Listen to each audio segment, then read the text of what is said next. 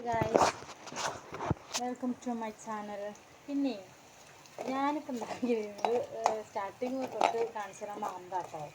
ഞാനിപ്പോൾ ഉണ്ടാക്കിയിരിക്കുന്ന പരിപ്പും തക്കാളി തൃശ്ശൂർ ഭാഗത്ത് ഉള്ളൊരു സ്പെഷ്യൽ കറിയാണ്. സ്പെഷ്യൽ എന്നല്ല, ഒരു തട്ടിക്കൂട്ട് കറി. ഒന്നുമില്ലെങ്കിൽ കൂടി നമുക്ക് പെട്ടെന്ന് വീട്ടിലുള്ള എല്ലാ ഐറ്റംസും കൂടി ഇട്ടൊരു കറി. വേറൊന്നുമില്ല, പരിപ്പ് തക്കാളി. പരിപ്പ് നമ്മൾ മാത്രം വേവിക്കണമെങ്കിൽ അങ്ങനെ വേവിക്കാം.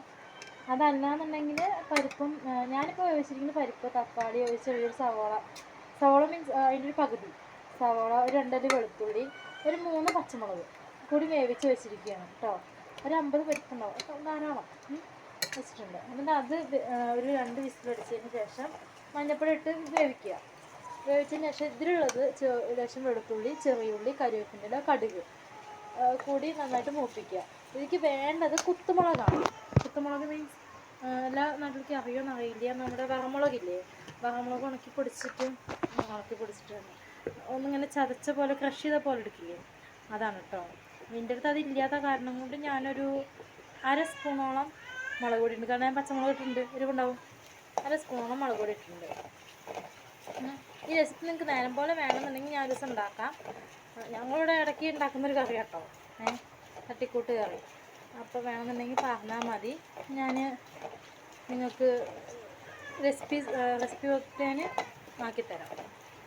നന്നായിട്ട് ആ എണ്ണയിൽ കടന്നിട്ട് മുളക് പൊടി മൂത്തൊരു സ്മെല്ല് വരണം. ഒരു പ്രത്യേക ഒരു സ്മെല്ലാണ്. സ്മെല്ല് കൂട്ടിയാൽ തന്നെ നല്ല അടിപൊളി കേട്ടോ. സ്മെല്ല് വരണം.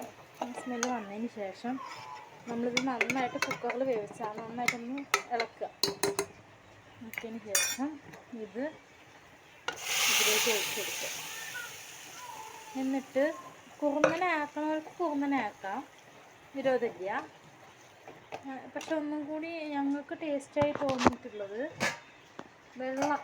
കുറച്ച് വെള്ളം പാകത്തിനുള്ള വെള്ളം ഒഴിച്ചിട്ട് ആക്കുമ്പോഴാണ് ഞങ്ങൾക്ക് ഒന്നും കൂടി ടേസ്റ്റ് തോന്നിയിട്ടുള്ളത് കേട്ടോ.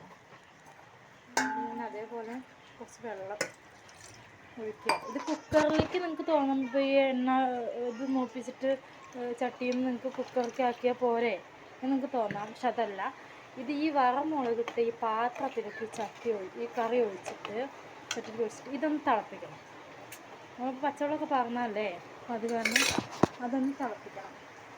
ഇതിലേക്ക് ഏറ്റവും ബെസ്റ്റ് കോമ്പിനേഷൻ ചോറാണ്. ചോറും ഈ കറിയും. പിന്നെ ബെസ്റ്റ് കോമ്പിനേഷൻ എന്താണെന്ന് വെച്ച് കഴിഞ്ഞാൽ നല്ല ഉണക്കമാന്തൽ ഉപ്പൊക്കെ പോയി കഴുകി വൃത്തിയാക്കിയതിന് ശേഷം മുളക് പൊടി പെനച്ചിട്ട് വേണമെങ്കിൽ അങ്ങനെ വറക്കാം. അതല്ല വെറും പച്ചമുളക് കീറിയിട്ടിട്ട് ഉപ്പൊക്കെ കളഞ്ഞിട്ട് നമ്മൾ വറക്കില്ലേ, അതേപോലെ നമുക്ക് വറുത്തെടുക്കാം.